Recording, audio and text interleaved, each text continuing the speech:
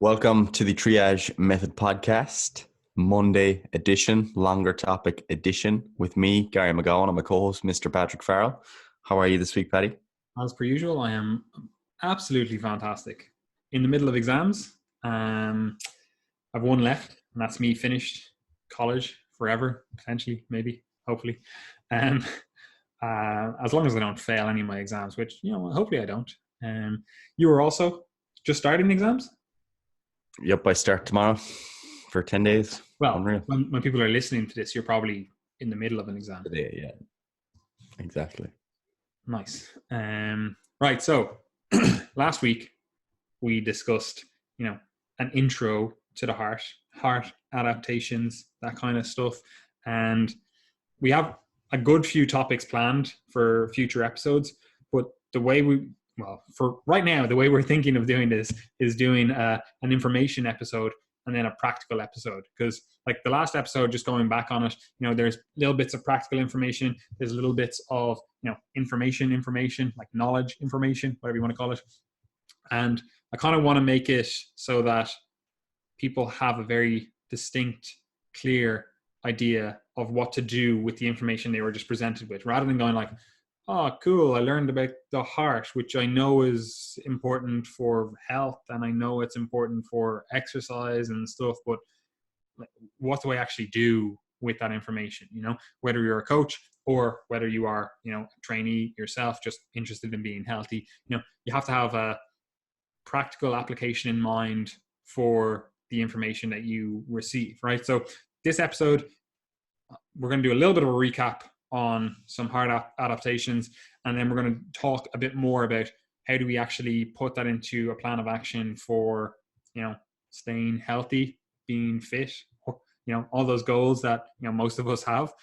So Gary, give us a brief rundown of those heart adaptations we talked about in the last episode. Yeah, so like getting into this conversation, like obviously last week, I think a lot of our emphasis was on health, and I think the important thing to start with is that there is a like training for health and training for performance. They're not necessarily the same thing. You do get a lot of the same benefits, a lot of the same adaptations. You're still doing a lot of the same stuff, but they're not necessarily the same thing. So when we talk about cardiovascular physiology, what you have to realize is that the adaptations that you're talking about that contribute to elite performance are not necessarily the same ones that we discuss when it comes to health. So when you're talking about like heart health and reducing the burden or the risk of the cardiovascular disease or cardiovascular mortality or anything related to that, the important thing to understand is that a lot of the benefits that we talk about when it comes to exercise are not just related to the heart, So when we talk about heart health, or when you hear your doctor talking about heart health, or you read an article online from the HSE and it's like, oh, how to keep a healthy heart.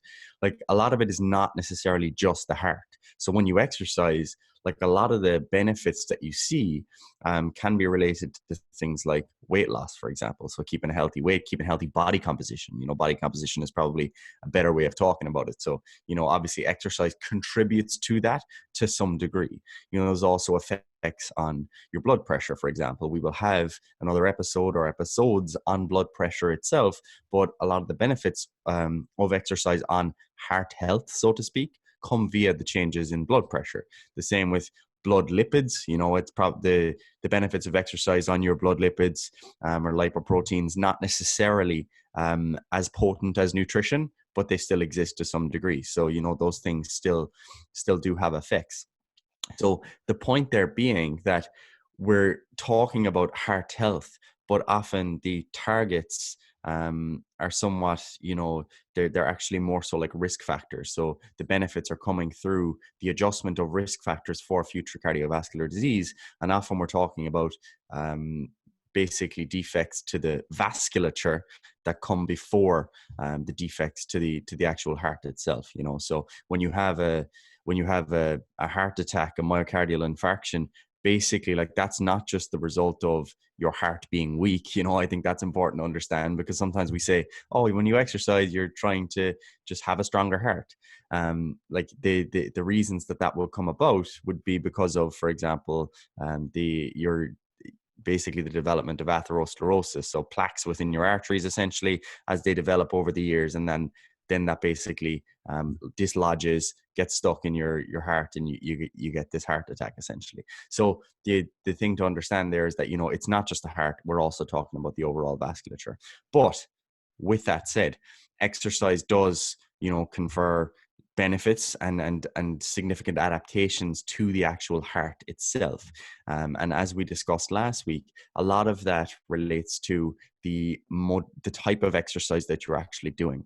So when you're doing endurance type exercise or continuous exercise, the main kind of adaptation that you're looking at there is an increase in basically the volume of the left ventricle or the heart as a whole, but generally you're kind of focusing on the left ventricle as the main location of adaptation. So basically what that then means is that as we get this increase in the size of that chamber, there's more space for blood to basically fill. Okay, and as we discussed last week, the more filling you have, the better your stroke volume, meaning the more blood we pump out per beat of the heart, provided your systolic function is not impaired. And what I mean by that, by systolic function, is your ability to then pump that blood out. So as we discussed last week, you've got your end diastolic volume. So when the heart is filled, you've got a certain volume of blood that's going to be much larger in endurance athletes. And then you also want to have preserved systolic function, so the squeezing of the heart and the ability to pump that out, so that we can actually, you know, increase the overall stroke volume.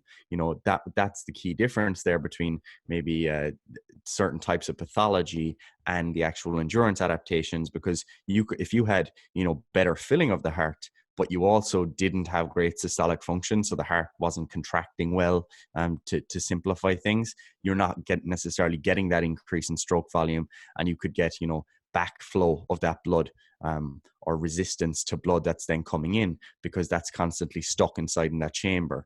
And the more you have, you know, blood being stuck in a chamber or stasis, there's increased opportunity for that blood to coagulate or clot, and then that's when you start to get, you know, increases in risk for certain pathologies. So overall, you know, exercise is improving the function of your heart. It's improving your ability to pump out blood with each individual beat, and hence to increase your overall capacity to move blood around the body. So that's kind of endurance exercises is giving you that adaptation of an increase in filling, you know, so you get a left ventricular, an increase in the size of the left ventricle, and a kind of a more modest increase in the actual thickness of that wall. So the actual hypertrophy that you might consider with respect to your biceps, let's say, that is taking place in terms of a little bit of thickening in the left ventricle, the muscle there, the myocardium, but it's not as significant as it is during resistance training. So you can basically think of the pattern associated with more continuous or endurance type training on one end of the spectrum being more so increase in volume with a modest increase in thickness, and then resistance training on the other side of things that's more so associated with a more significant increase in thickness and a modest increase in volume. And that is important to understand there as well, is that increase in thickness that you do get as a result of resistance training, as a result of lifting weights, that it is a healthy physiological adaptation most of the time, because, you know, you can get that thickening of the wall of the heart in certain disease states, certain pathologies, and it's not necessarily a healthful state, because it tends to either reduce the volume within the chamber or reduce the ability of the muscle to contract, you could say, because of basically the way that those muscle fibers have been laid down, and potentially other types of tissue like connective tissue that are not contractile, that impair the ability of the heart to work. Okay,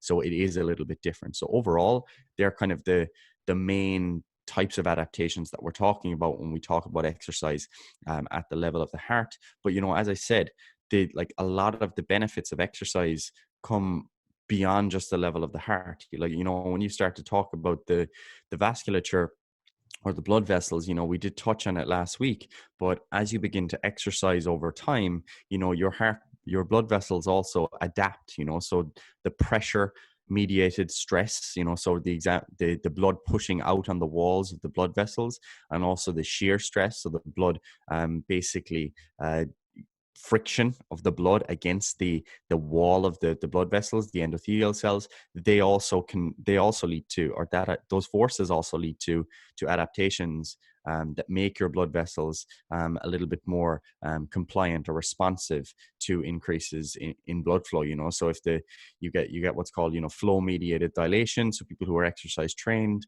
as the blood begins to flow through those vessels, they're a little bit more responsive. They're like, okay, we're going to open up, we're going to enable this flow, versus someone who maybe does not have a high training status, and their blood vessels might be a little bit less compliant, a little bit more resistant, and they're not really as responsive to those forces. So you are getting adaptations there as well.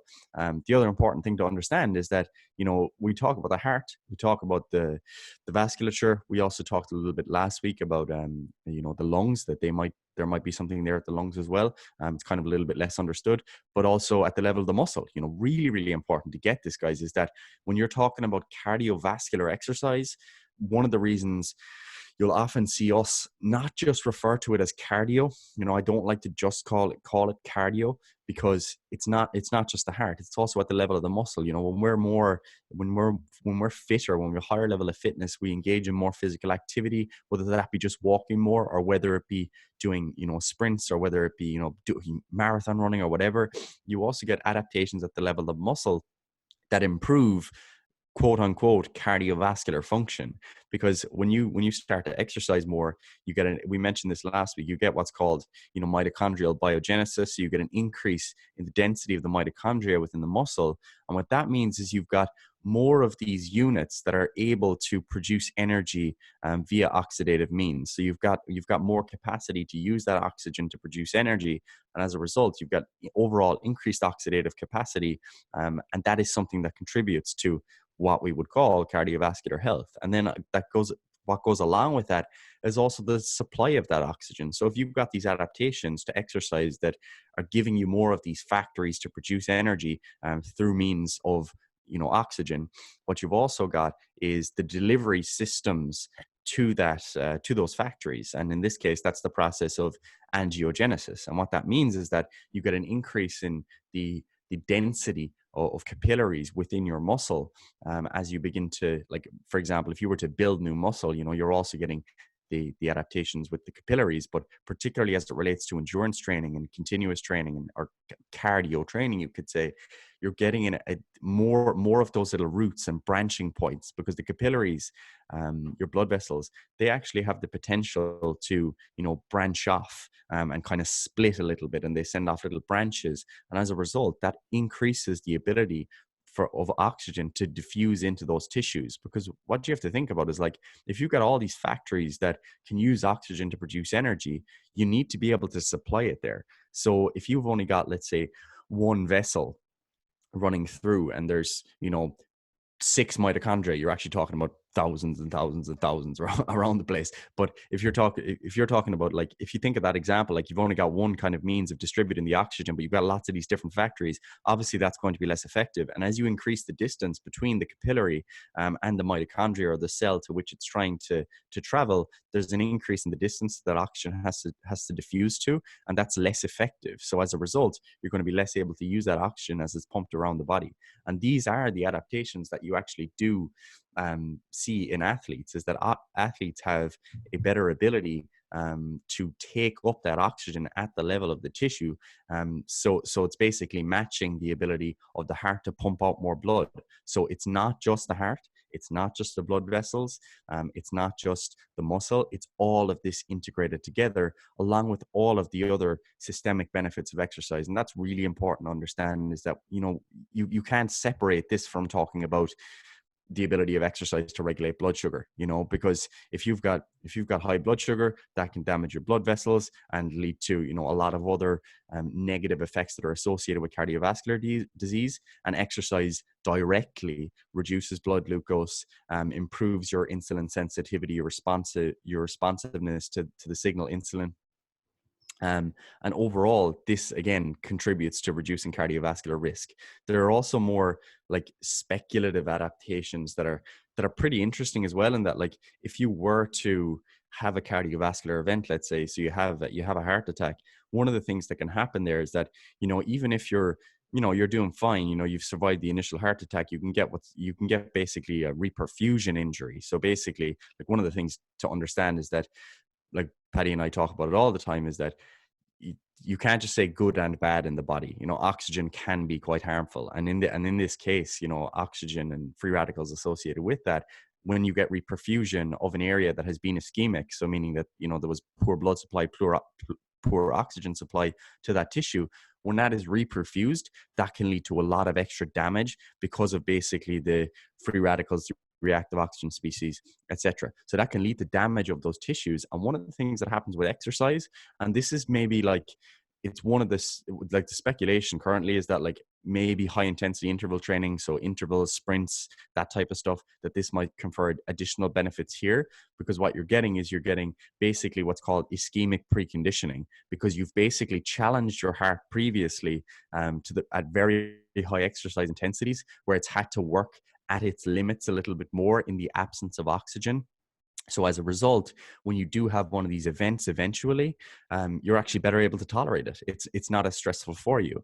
So overall, I think, to summarize, the important thing to understand here is that not only is exercise reducing your risk of developing, firstly, your risk factors in the first place and your overall risk for developing cardiovascular disease of some sorts, it's also increasing your resistance to the severity of that cardiovascular disease or those cardiovascular events should they occur.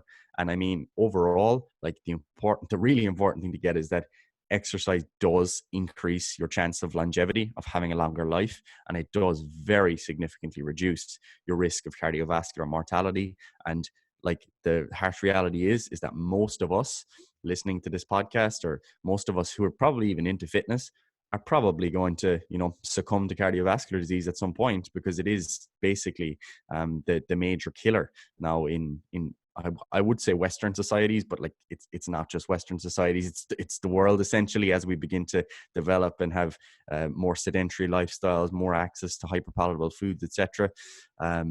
So yeah, it's I would recommend exercise.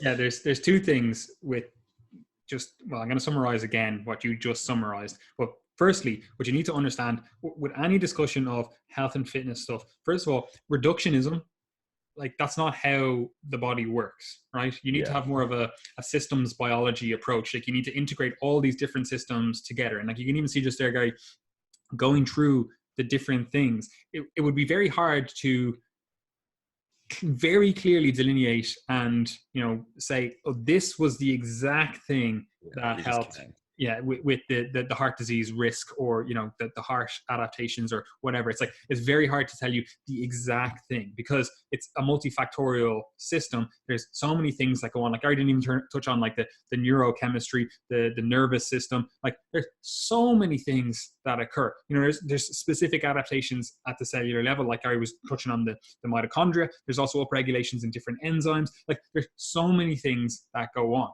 right? So while reducing things down, and, like, that's effectively what we're doing in this episode, like, we're talking about the heart, like, we'll come back to that in a second. But the reason we're starting the show with basically a recap and stating that there's a lot going on is because you need to have an integrated system in your mind. Even if you don't understand every single little nuance that is occurring, you need to know that these other adaptations are occurring. You don't need to know them all. You don't need to know every single thing, but you need to know that, okay, yeah, you've been reading about, or you've been learning about this adaptation, but that doesn't happen in isolation. And it's not as if you can very, very specifically target only one system or only one adaptation. When you are performing exercise, you are getting little bits of all of these adaptations. So you have to look at the stuff that we're going to talk about here with that in mind, and while yes, there are definitely ways to bias certain adaptations over other adaptations, you still have to keep in mind that you are getting a lot of peripheral benefits, right? The second thing to that, I'm actually going to touch on three things. The second thing to that is that there is obviously a spectrum with regards to the exercise prescriptions, whatever you want to call them. Like Gary touched on there with the issue of, like, say, athletes and stuff, where you you can do too much. Okay. And that kind of seems a bit counterintuitive, because you're like, surely if I get fitter, I'm going to have better health outcomes. But like, we always talk about things in this kind of triangle of, health, if you want to call it that. But one of the things is, health. One of them is body composition, and one of them is performance. That's generally what people come to the health and fitness sphere for. Now, there are obviously other aspects that could be touched on, but may fall under one of those things. But that's a kind of a triangle. If you ever played something like, I don't know, Pro Evolution Soccer, where they have that little, skill thing where it's like, oh, he's got this much speed, he's got this much power, he's got whatever. Like, if you think of it like that, you can focus more on one thing, but you only have a certain amount of, money to spend to get better at different things. Like, and the money being your time and your ability to adapt, So you can be very, very focused on health, but not be good at performance, or vice versa. Like, you could be really, really focused only on your performance, and your health is of a lower concern. And again, you see this with a lot of pro athletes, and you think, oh, they're a pro athlete, they've got this huge performance, they have good body composition, that's what I'm going to emulate. And then you see them die at like 30 from a heart disease, and they're like, well, he was a sprinter, what, like, how is this the case? But then you dig in a little bit deeper, and it's like, oh, the adaptations that they were getting aren't necessarily conducive to long-term health. And all the other things they were doing to really focus in on, the performance aspect, it probably was negative in the health aspect, maybe certain nutrition protocols, maybe certain, we'll call them stress protocols. Like, you have to, overtrain to be a fucking world-class athlete, and then obviously most fucking world-class athletes are on drugs as well. So that has to be factored in. So like, all of those things do play a role, so just because someone is really, really high level performance doesn't mean they are really high level health, so you have to be very specific in what you're trying to, target, but at the same time, getting some specific adaptations within the body is very hard to do without getting peripheral adaptations, right? So what I want you to keep in mind, that there is obviously this kind of Goldilocks zone with, health and fitness adaptations, where, too little, well, it's just too little. You're not really getting enough, right?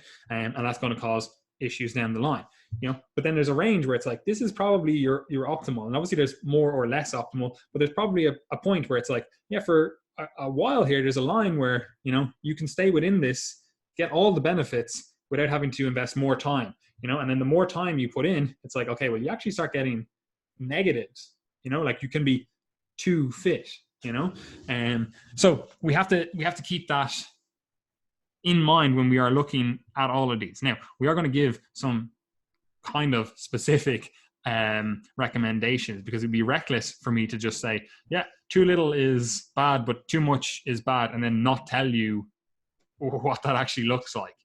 Like, you have to have some sort of framework, but you also have to take that in the framework of, like, right now we're talking about the heart, right? That doesn't mean that the same recommendations apply for other goals.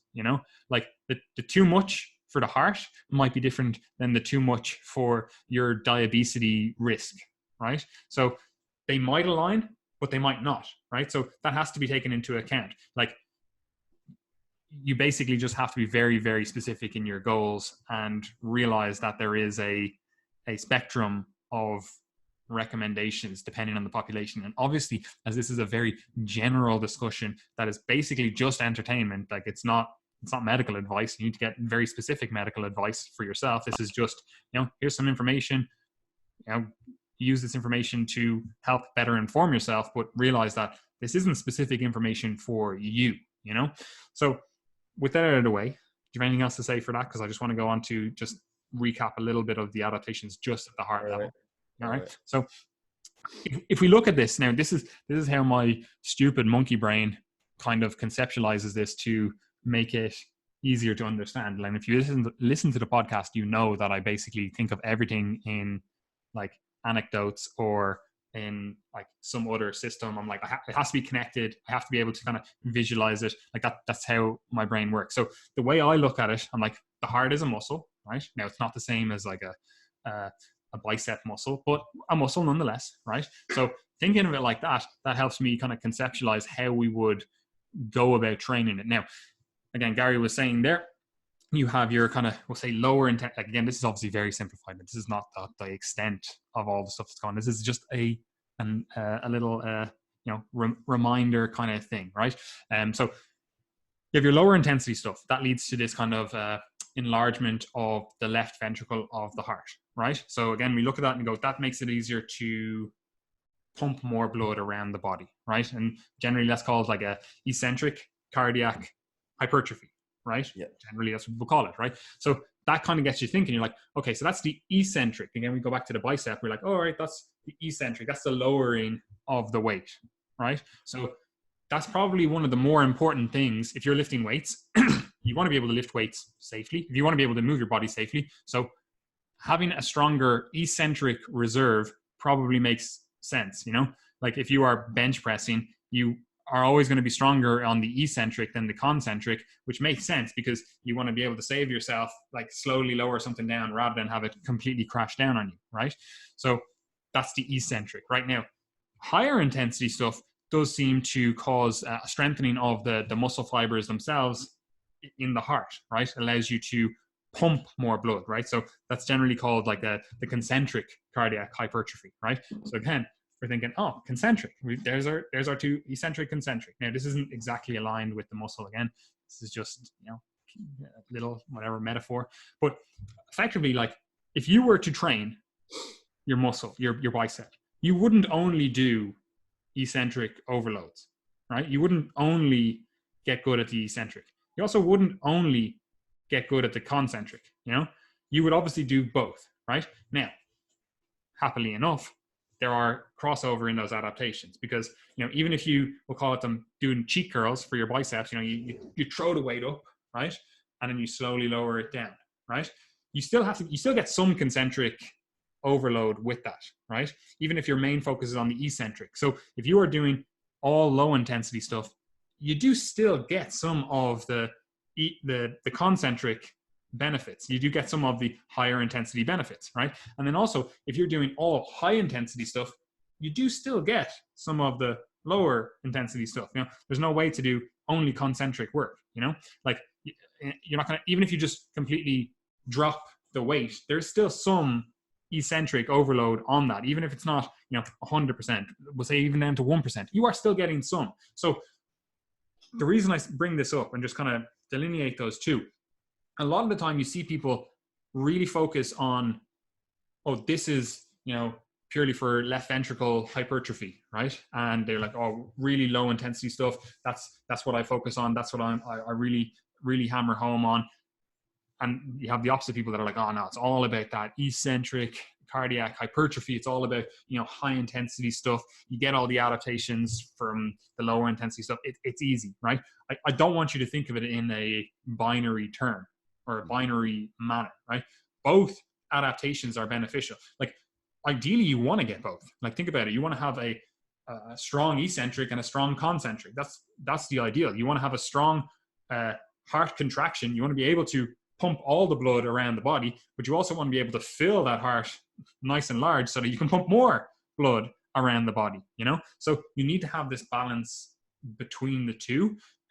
There are possibilities to have an unbalanced system, but like this stuff is like very highly regulated, right? It's not like, oh, I actually got my heart too strong and, unfortunately, like it contracts too hard now, like you don't see that happening for most people, right?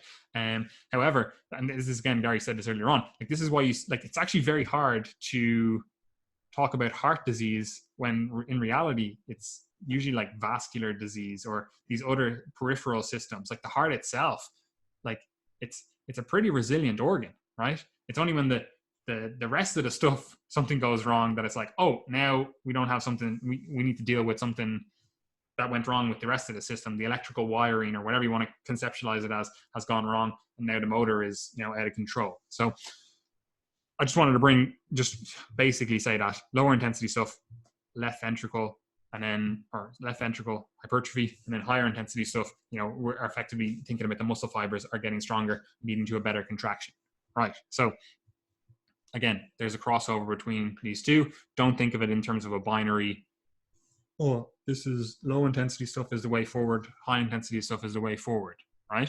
So do you have anything to add on that, Gary? I don't think so. No, it's good. Right.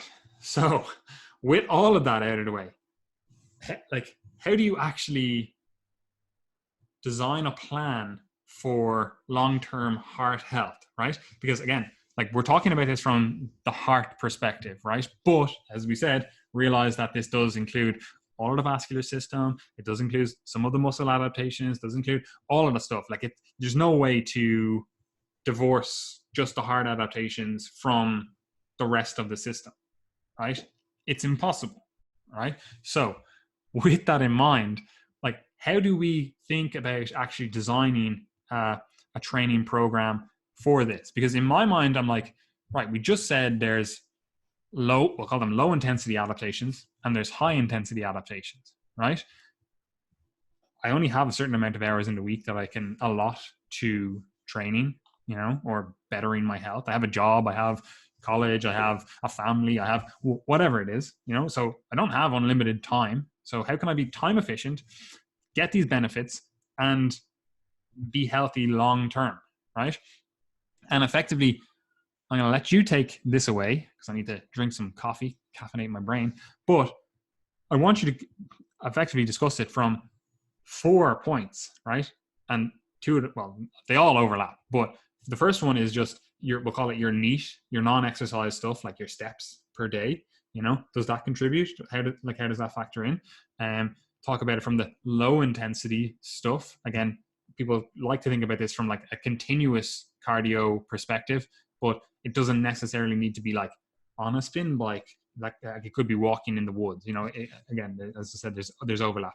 Then talk about it from the perspective of a high intensity cardio stuff. So we'll call it like HIIT training or sprint training or different modalities like that. Again, like this is reductionist. We're not going through every single modality that falls under high intensity stuff. There's different protocols, different whatever, and like we might go into that again. Like we did go into it before in the energy systems one, because we did discuss this before in like an energy systems context. So we have discussed this, but there's different protocols you can use, depending on what you want to target exactly. And then also from the perspective of resistance training, because people don't think of resistance training in terms of being beneficial for your heart, but as we just said, like it's very, very hard to divorce things when exercise itself is stressing the heart, right? So we four modifiable things. I'm trying to design my week here. I'm like, that's what I have available to me, because that's pretty much everything people have available to them. Go. How do I design my program? Yeah, so I kind of want to start off by defending our institutions against the conspiracy theorists. So like first of all, like the thing to get here, right? So if you look at our exercise guidelines, like look at the exercise guidelines from the ACSM, American College of Sports Medicine, or any of the institutions that will relay those on. If you were to go to Harvard Health online, you'd be like, all right, what are the exercise guidelines? You'd see something like, okay, do 150 to 300 minutes of aerobic exercise per week. It's generally just kind of summarizes 150, but the benefits do kind of increase. And it'll be like, moderate to vigorous intensity. If it's vigorous intensity, maybe 75 minutes is fine. If it's, moderate intensity, 150 minutes is probably good, but the benefits kind of continue. And when you start to see those things, what you can think to yourself, especially as personal trainers, you can think, that's not a guideline. That doesn't tell me what to do. It doesn't tell you the time. It doesn't tell you the time per session, the reps, etc. But the thing to understand about that is that when you're trying to prescribe from the top down, because that's effectively what that is, you can only be so prescriptive.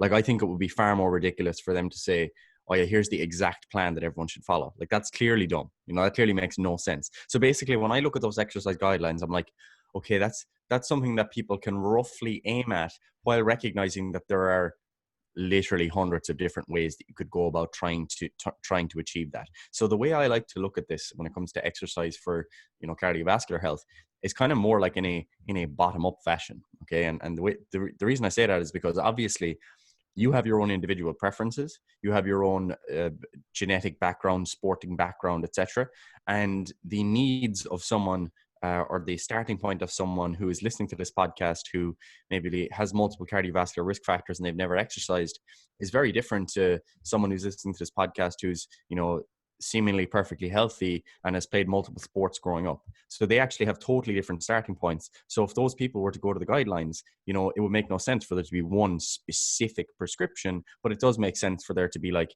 look, this is probably a sound kind of place that you want to be, So that's kind of the first thing. And the second thing that I wanted to add on as a kind of to set the tone for this is that this will hopefully like enlighten you on why, like, while looking at everything through the lens of a bodybuilding or physique type of perspective, why it does kind of limit your view. It really does limit your view on what really kind of moves the needle for health. Because when we talk about things through that solely physique focused perspective, very often we end up, saying things like, oh, well, once you're in a cardio, you can manage your body composition. That's really what matters. If you just do your cardio, manage your calories, and do your training, you're going to be fine. But what that does not account for is if you're spending, let's say, 14 hours per day, literally just sitting down, doing nothing, just totally sedentary, and then you go to the gym for the hour and you manage your nutrition, and just because you've kept all that in order, you think you're perfectly healthy, but not necessarily. So sedentary time, even if you exercise, still increases your risk to some degree for developing things like cardiovascular disease. So it doesn't seem like it's just enough to just go to the gym and leave it at that. Okay. So that's our kind of our first starting point to realize is that your overall activity in your lifestyle, being an active person, like you said, Patty, like the first step being your NEAT, your non-exercise activity thermogenesis, your basal activity, that's what sets the stage. Okay. And I think like you might initially be kind of resistant to that idea when you think about it, because you're like, but like it's so easy, it's just walking, how does that make a difference? But if most of you actually were to track your heart rate when you're going for a walk, especially if it's kind of a brisk walk, you might be surprised to see that it's somewhere between, it could be 90, 100, 110 beats per minute as a kind of a regular walk. And for people who are unfit, that could be pushing you up into the moderate intensity zone. It wouldn't be a surprise to see someone having at 140 beats per minute just walking. And Yeah, I mean, if especially you're if you are carrying like an extra weight, if you're 100%, 5, 10, 15 kilos of extra fat on you, like, again, like if you put 15 kilos in a backpack and carried it around, like it's probably, significantly harder to walk around. yeah, like, I mean, if you're like, anyone who's worked in a hospital will know this, whether you're a nurse or a physio or a doctor or whatever.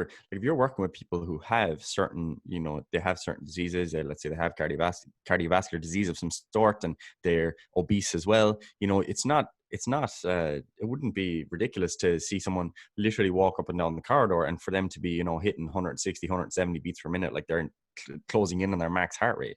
So that's why I kind of always start with getting people to realize that your baseline physical activity is just so incredibly important. So you need to be like, in recent years, what has happened is that we've, like, a lot of personal trainers and stuff and people in the fitness industry, we kind of set this kind of meme of 10,000 steps per day, just aim for that. That's cool. And it's always kind of been through that lens of just body composition, and I think the important thing to get is that it's not just body composition. It's not just about the calories you're burning. It's also about the baseline physical activity. That is challenging your heart all of the time, even though it's just very subtle. It's just very subtle, but it's increasing, that capacity for filling and pumping. It's putting that demand on the heart. It's putting additional stress on your blood vessels. It's moving heart around the body. And that's a really important thing, is that one of the things that happens when people go on flights, for example, prolonged flights. You may have heard this of people getting up to walk around, or they wear these special stockings to basically increase venous return. Because what can happen when you're on a flight for a long time, because you're sitting, you basically get the stasis of the blood in your lower limbs. The blood begins to stay there. And then what can happen is it can coagulate, so it can start to clot. And that blood then from your veins, it goes up into the right side of your heart, it pumps out the right ventricle, it goes to your lungs, and it gives you what's called a pulmonary embolism, a PE, and you can basically just die on the spot. And that's just because you were sedentary. And obviously increased risk with things like if you've got pre-clotting disorders, or you're on the pill, stuff like that can increase your risk. But the important thing to understand there is that people worry about that stuff a lot when they're on like 6-8 hour flights. Whereas people will sit for 8 hours per day, no problem. It's never seen as something that is a risk. So I think what you have to realize is that a lot of us are a lot more sedentary than we actually realize. And I'm a total hypocrite. I'm studying for exams at the moment, work on a laptop. I am that person. But Yeah, what I we will should make it. definitely say that both of us are extremely sedentary. We've both been in college, which is a very sedentary thing. Like, yeah, maybe your commute to college, but we also have an online business that requires me to basically sit at our desks, or stand maybe, but like sit for multiple hours per day. So if you are a personal trainer, like, you need to be aware of that like, because I know like a lot of personal trainers or active people listen to this, like a lot of people, without concerted effort, would struggle to be relatively active. Like, I've seen people literally 1,000 steps per day, and it's like, well, like, where do you, like, they literally drive to work, it pisses rain every fucking day in Ireland, so they're hardly going to fucking just go, oh yeah, I'm just going to cycle to work. Like, it's not an easy thing to do. Again, you could even be an hour, 2 hours outside of your workplace, and all through the day you're just sitting down. So going to a personal trainer and being like, yeah, just hit your 10,000 steps per day. It's a meme, as you said, but for a lot of people, that's quite a step up. 100%. And like the thing to get there is, like, again, it's not just the heart. We're not just talking about the heart here. Like, if you're after having a massive meal, at your lunch, and then you're sitting down for the next 6 hours, you're giving that meal no reason to be distributed effectively within the body. From a perspective of blood glucose regulation, let's say, like, the uptake of that glucose into your muscle, that's encouraged by activity. So it's very light activity can do that. There's even evidence to show that just doing a bit of stretching can increase glucose uptake. A little bit of stretching, it's nothing major, but it can increase your glucose uptake. Yeah, I just Same thing. think of it like it's just contraction mediated. Like, you could sit at your desk and just flex your hamstrings or your calves or something. It's like, even that helps. Yeah, so like, that's such a subtle thing, and for that reason, like, the way I put that into practice is, like, multiple times throughout the day I'll go for multiple different walks. So I'll just kind of put on a podcast for 10-15 minutes, go walk around the block once or twice, and just kind of leave it at that. If I'm hitting a wall with the study or with the online work, I'm feeling like, oh, maybe I'm a bit sleepy or I'm not focused, I'll just walk around the block. So those little things, doing a few push-ups here and there. Obviously, if you're in an office, like, this is way harder, so I appreciate that. But just getting up, walking around, even moving the legs under your desk, all that simple stuff, that's all your baseline physical activity, all of which is contributing to your cardiovascular health, not just because of the effects on the heart itself. There are benefits there, but also in terms of your actual vasculature, the flow of your blood, really important. The reduction in your blood sugar, the ability to regulate that, other things like free fatty acids and triglycerides in the blood. Again, all of these things are going to be adjusted with exercise. So baseline physical activity, boom, that's your step. That's your number one step. So, like, that's why our message is always, try to be active, have an active lifestyle. It's why, well, it's not why, but it's part of why we like to do things like, going for hikes and stuff in our spare time. Or, if I was on holidays, I'd like to go for a hike. I like climbing mountains. It doesn't mean you have to like that stuff. Could you not mention holidays? It's actually a very triggering word. It is quite triggering. Yeah. Everyone has had their holidays cancelled. But anyway, go on. But yeah, like, bringing all of that stuff into your life is just a real good way to increase the healthfulness of your lifestyle in the long term. And the thing to realize is that, much like nutrition, this is all about like lifelong exposure. Exercise is the same. Exercise is a little bit different to nutrition, that like, clearly there's massive acute effects in terms of like how much it perturbs your system. But like, long term, it is this long-term exposure to activity or inactivity that is going to basically lead to risk or lack thereof in the long term. So thinking about how you could change your life over the next 10 years, like, that's the stuff you should really be looking at. Because if you're saying to yourself, I'm going to take up exercise 3 times per week, but all of your other hobbies and your job are really sedentary, that mightn't move the needle as much as it potentially could. So that's why basal activity, step number 1. Then thereafter, so Just before we go on, go ahead. I would, and this is personally just my personal opinion, if you said I could only do one activity to maintain my health for the rest of my life, it would probably just be walking. It's legit. Like, Or just a personal just walk. perspective, you know?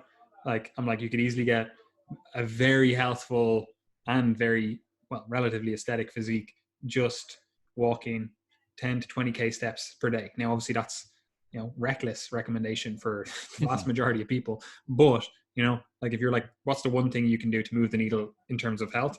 And it would be to, be active day to day generally, like if you can get a walk in 1 to 3 times per day, again, I'm presuming a 20 to 30-minute walk, like that's a huge step forward in health. Like if you did nothing else with that, you would dramatically increase your heart health and dramatically decrease your diabetes risk, assuming relatively okay nutrition, so that would probably, like, I think that a lot, where I'm like, look, if you had to recommend one thing for people to do, what would you do? And for me, it would probably be just get a better handle on your NEAT. Yep. I don't disagree. I think it's true. I think in terms of like your baseline physical activity, having an active lifestyle, part of that is literally just walking.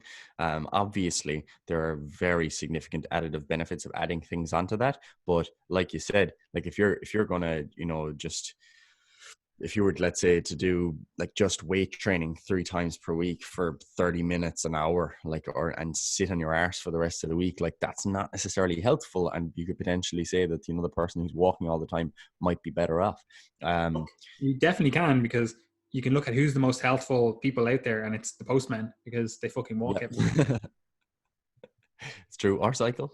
Well, a lot of them are lazy in their vans, though. Some of them anyway. Some of them are You like, calling those fucking vital van right to the door. fucking degenerate. This is because you're from Kerry. No, it's because I've got a couple of friends who've been postmen, so I just, have to troll. Nah, you're a degenerate. You're scum.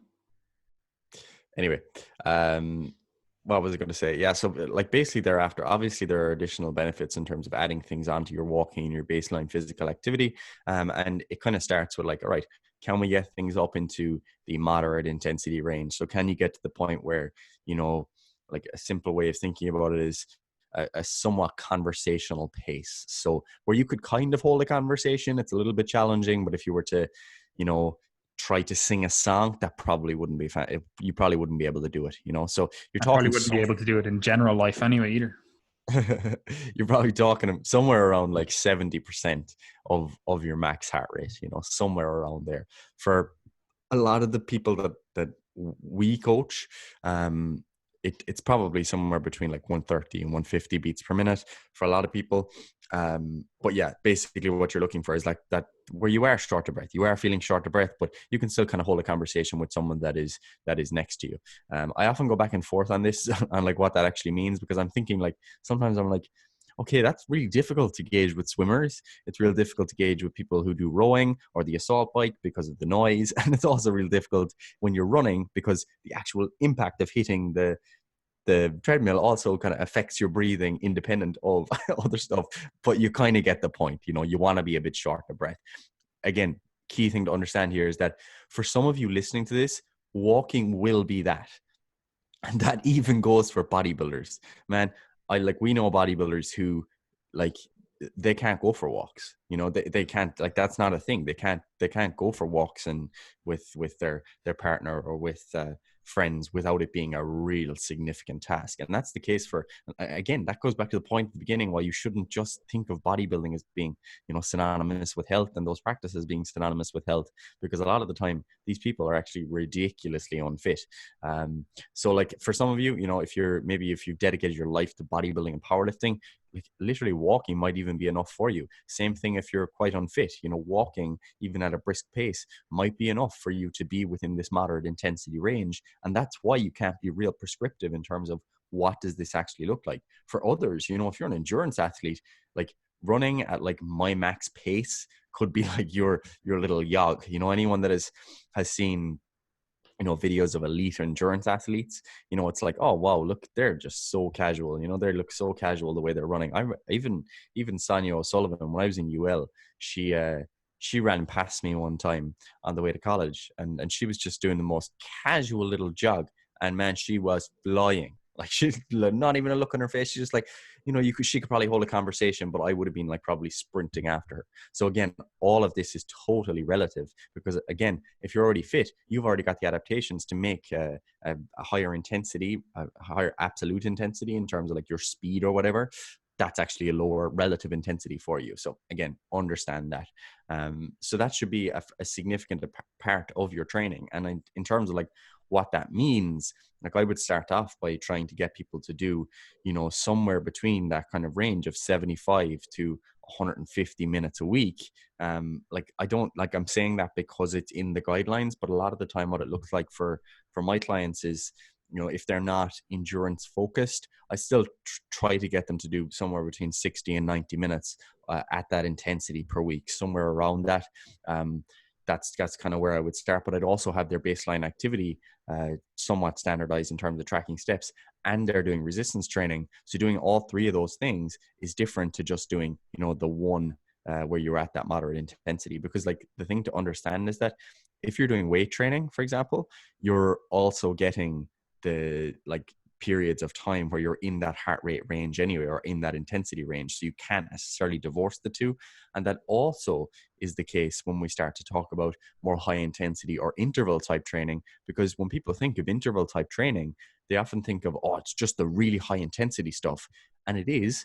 But what you have to realize is that even though you're going up to 180 beats per minute, let's say, where the heart is really struggling to extend and get into those the proper like the filling part of its range of motion, you could say, that's not the case during in between intervals. So if you take two minutes between intervals, you're also going through periods of time where you're at 150, 140, 130, 120, 100 beats per minute. So you're spending lots of time at an elevated heart rate where the body is still struggling to, oxygenate the tissues, because even though during those high intensity intervals, basically you're going to be working maybe more, depending on the intensity and the time, more anaerobically. So you're using more kind of, glycolytic means of producing energy.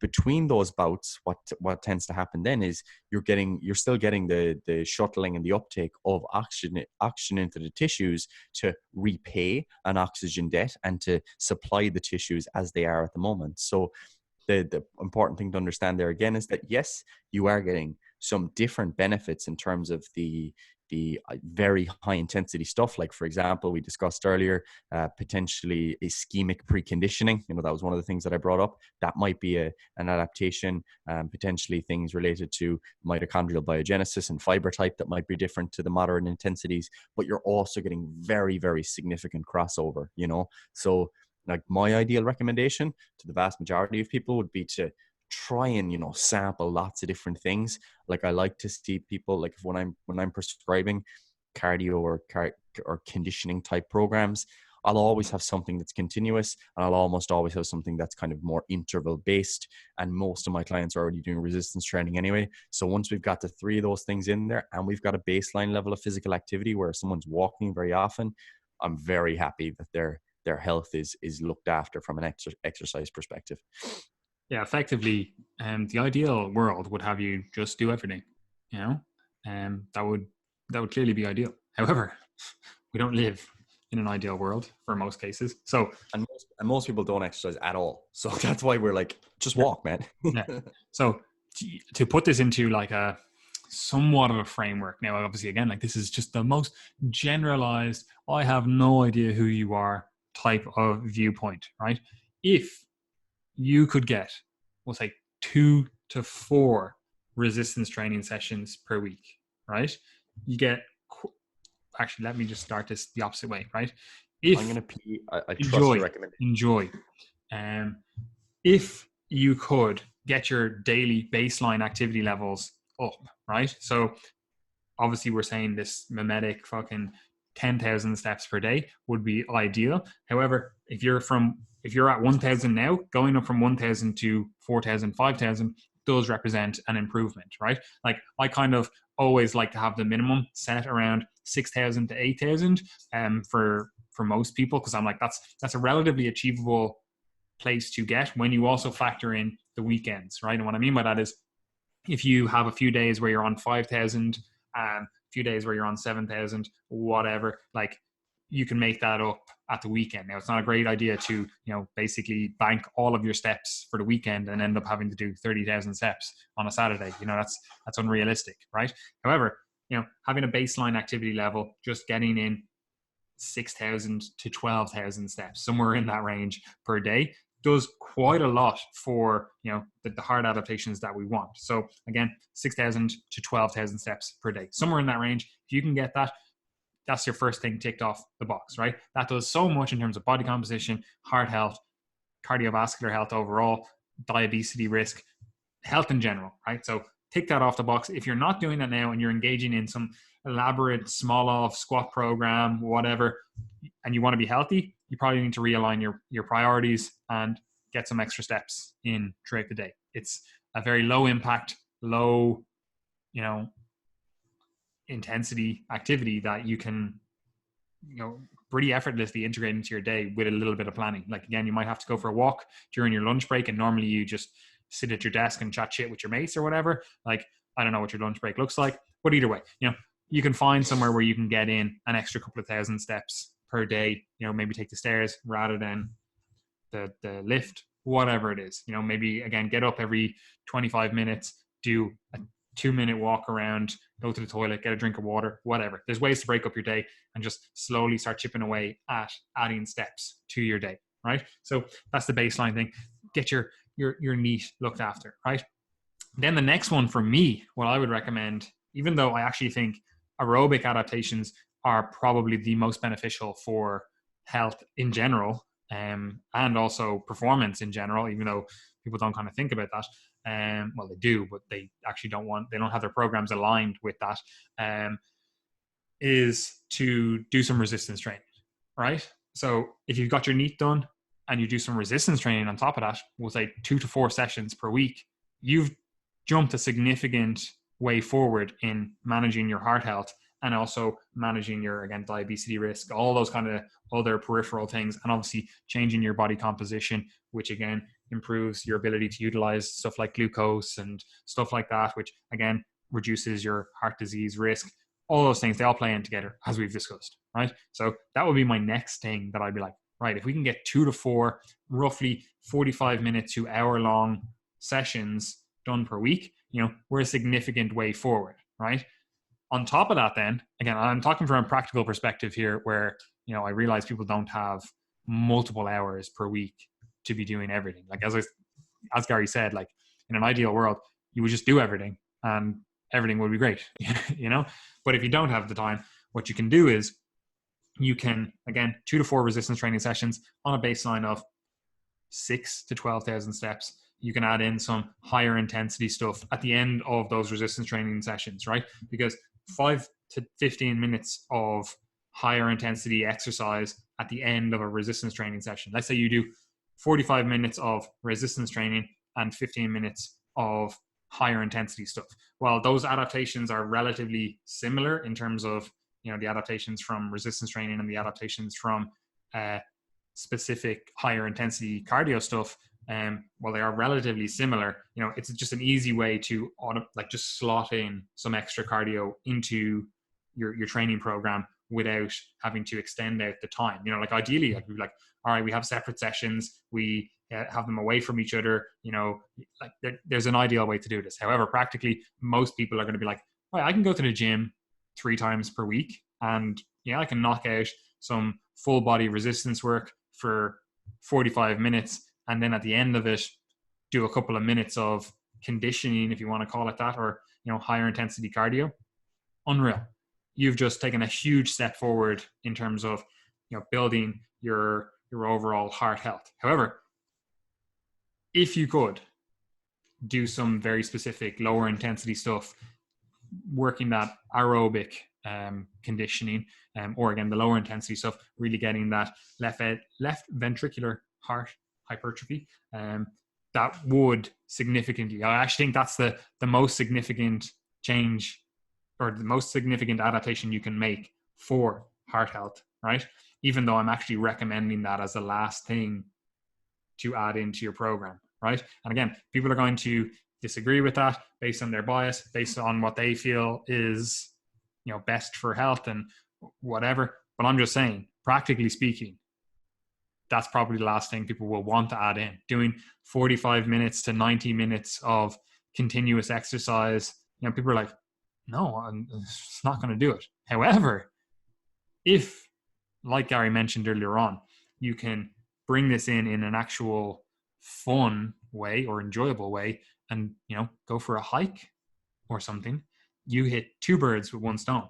You get your NEAT, you get your steps in, and you get into that. Because again, like going for a hike up a mountain, like you can easily get your heart rate up to that, 120 to 150 beats per minute for an hour, 90 minutes, going for a little ramble around, whatever. Ideal. You've literally ticked every single box that you could for heart health from an exercise perspective, throughout the week. So that's how I would put this into a protocol or begin thinking about this. Now, obviously, there's thousands of different ways, millions of different ways that we could actually put this into a specific protocol based on the individual in front of us, based on, the exact goals that they have, their exact heart disease risk, their exact, like everything. If we have very specifics, we can make a specific program. However, as a generality, you can get 2 to 4 resistance training sessions with a little bit of conditioning at the end of those on a baseline of, 6 to 12,000 steps, with maybe one day of like trying to get those steps in an hour time frame or a 90-minute time frame of like continuous steps. Like you go for an hour to 90-minute walk, then like you've pretty much ticked everything. Like that would be, in my mind, I'm like what more do you really need to do? Like, and again, think about that. You, at the very least, you've put in 3 hours of actual dedicated exercise, assuming 2 resistance training sessions with higher intensity stuff at the end, and a 90-minute session walking up the mountains on the weekend, or going for a continuous 60-minute walk on the weekends. Like you can fit 3 hours in your week.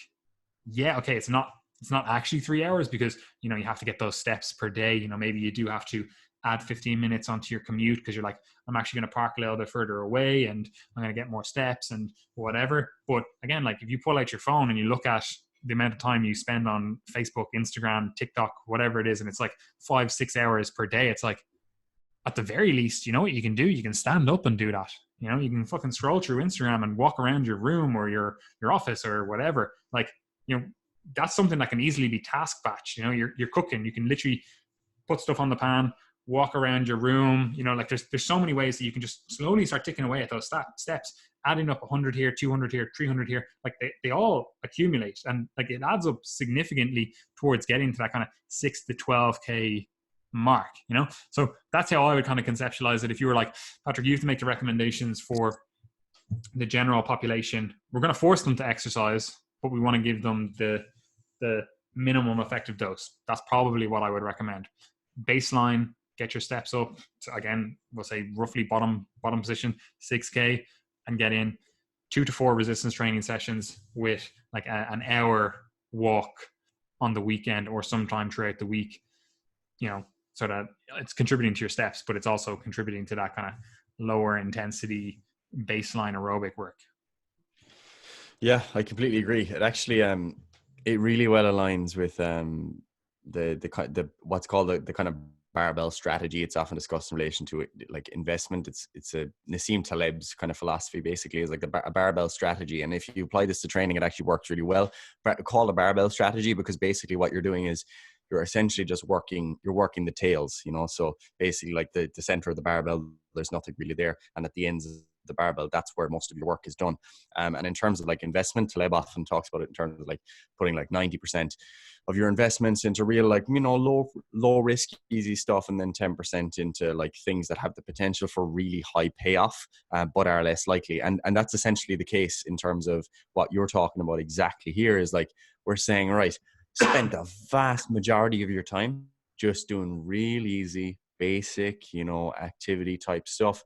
And then for that last 10% of your time, the time that you're really committing to exercise, like make it effective, so you're doing your heavy weight training, and then when I say heavy, I don't mean 1 rep max. I mean like doing 12 reps, your 12 rep max is heavy, so doing heavy weight training and doing, harder, higher intensity and conditioning, if you were to do that and you also have your baseline of your activity, you're getting the vast majority of benefits that you could be getting. So like that's kind of the opposite to the way a lot of recreational exercisers, like, sorry to create the stereotype, but the kind of office worker who just kind of does it, or running, or the cross trainer in their spare time, but does no other exercise, no weight training or anything. That's the opposite to what that type of person does. And that was often like, the funny thing about that is that's basically like the opposite of the barbell strategy that we're talking about. And that's kind of the way that exercise was kind of thought of a lot of, like, in the 2000s, maybe before that, because of like the kind of the cardio movement. It was, that's why when we talk about resistance training and high intensity training, it's actually quite hard to tell you exactly what the cardiovascular benefits are in the long term, or with more standardized cardio type training, because a lot of the research was focused more on just baseline continuous exercise. But anyway, that's kind of off the point. Point being there that if you have that kind of barbell philosophy where I'm going to spend a lot of time walking, strolling, taking it easy, but staying a little bit active, and then when I get to work, I'm really going to get to work, like, that's going to take you so far. Because I think one of the things that people really need to understand is that even if you're doing interval or conditioning type work, that is increasing your maximum oxygen consumption and markers of aerobic fitness. So even though people think of interval training as being quote unquote anaerobic, it is still improving your capacity, your baseline aerobic capacity, and your ability, even your endurance, so that does give you those adaptations too, which is why we would say that, doing the extremes is a really sound practice. Now, that doesn't mean that that's always what I advise in practice, because some of my clients will have goals related to their 5K run time, their 10K run time, or increasing distance, because like that's a specific activity they want to get better at. So you have to consider that too. So what I'm not saying is, oh yeah, ditch all the moderate intensity work. That's silly. But what we are saying is that if you want to be selective, you definitely get your weight training in, because the benefits go far beyond the cardiovascular stuff. Your actual, like, the muscle mass itself, the strength itself, independently beneficial. Get your higher intensity work in, because it probably takes shorter time to get similar amount of benefits, potentially, depending on what you're doing. And then walk a lot, and you're taken care of, really. Literally, it's that simple. In theory. In theory, yeah. But yeah, whenever we give like recommendations, I always kind of try to think of it from, I don't know, like my parents' perspective, or someone that's not necessarily interested in, getting as jacked as possible, or, having their performance off the charts. They're just like, yeah, I want to look, feel, and be healthier. They're like, I don't want to have this belly that I have, or, I want to have better, blood sugar control, or I want to have better, blood pressure, or heart health, or, the general concerns of a human. They're just like people want to be healthy, even if they engage in unhealthy behaviors, quote unquote unhealthy behaviors. They have this kind of ambivalence where it's like they know what they should be doing. They probably know exactly what they should be doing realistically, but they're just not doing it. They're like, oh, well, the momentary pleasure of those sweets and, can whatever, alcohol or whatever it is. It's like, that's, I want to do that rather than, think of this long-term down the road. Like that's a problem for future me, not right now. It's like, these crisps taste great. The chipper was great. Like that's what people are thinking in the now. They're like, that momentary pleasure, but you can still, like, if you are a coach, you're going to have to learn to coach people through ambivalence, like you're going to have to learn to coach people through feeling like they know what they should do, but they're just not doing it. Like if you think coaching is a process where I create a plan, the person does the plan, results follow. Yeah, we might tweak one or two things here and there to be more specific to the adaptations or whatever. Like that's not how coaching happens. Like that's never the case. No one is a robot, right? So you're going to have these ambivalent issues come up where we were like, yeah, I know I should be on track with the calories here or the diet protocols we've brought in. But, I was over at my friends and they brought out cake, and then we had a few beers, and then like I knew I shouldn't have been doing it in the thing. And there's all this guilt and everything that's associated with it. But, people generally want to engage in healthier practices. So when you're thinking about giving general recommendations, you need to think of it from the perspective of what's the minimal effective dose. This is not for someone that, wants to optimize everything. They're like, oh, I'm thinking about the difference in, doing this sort of curl for the short head of my bicep versus the long head of my bicep. How do I maximize the long head because I want a better peak or whatever it is. It's not for those people, Like there's obviously specific protocols and information for those people. But if you're giving these general recommendations for the general population, you want to think of like, what's the minimum effective dose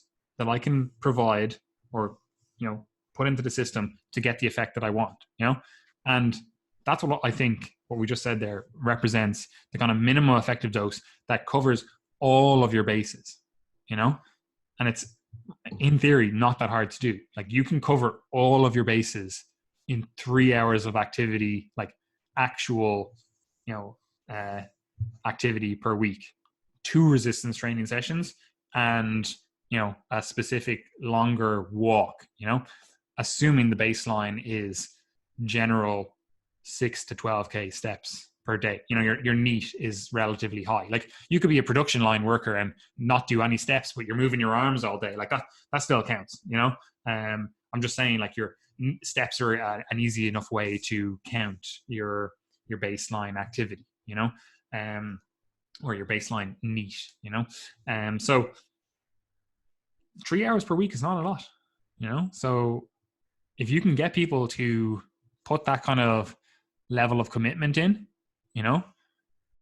then they're well on their way to being healthy, and like most people can spare 3 hours per week. Like imagine just going like, right, 2 evenings per week, we're going to go to the gym. Even if you did like, I don't know, a class or something, it's like a body pump class, something. It's not like the most intense resistance training you're ever going to do. It's not the best. It's not whatever, but it gets stuff done.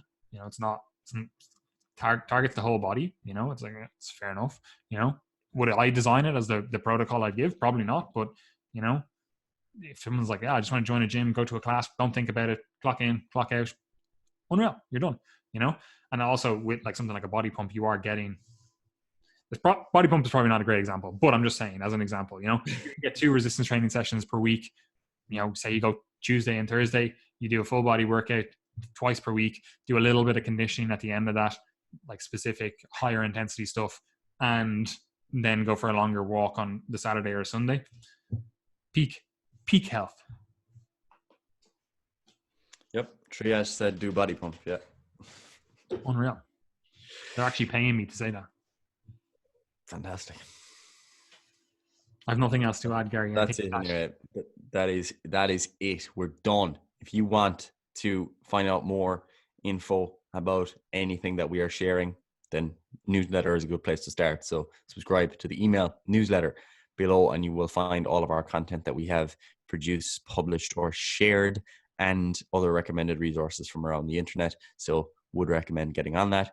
In addition, you can join the Triage Method community, which is our free Facebook group, open access. Get in there for some productive discussions, ask additional questions, etc. On that note, if you have a question for the podcast, you can drop it in there or drop it into the questions box below. And then we will answer your question on the podcast or discuss it as a full kind of topic episode. If you're interested in any of our services, of course, you can engage with one-to-one online coaching, group coaching, or check out the programs and templates in the bookstore. We do have coaching spaces available at the moment. So if you are interested, do get involved. It looks like we're not going to be back in the gym for a couple of months. So some of you might have goals you want to get working on, and we can help you out with that. So that is all of that. What was I going to say? We mentioned it already, or we mentioned it last week. We will be launching a new product/service for personal trainers or interested trainees in the coming month or so. That's going to be called the Coach's Corner. It's going to be an educational platform designed to give people the kind of practical application of the sciencey and practical stuff. So whether it be you want systems to improve your coaching practice, ability to track stuff with your clients, program for your clients, or as an individual, you might wish to, have different ways of tracking your progress and stuff like that.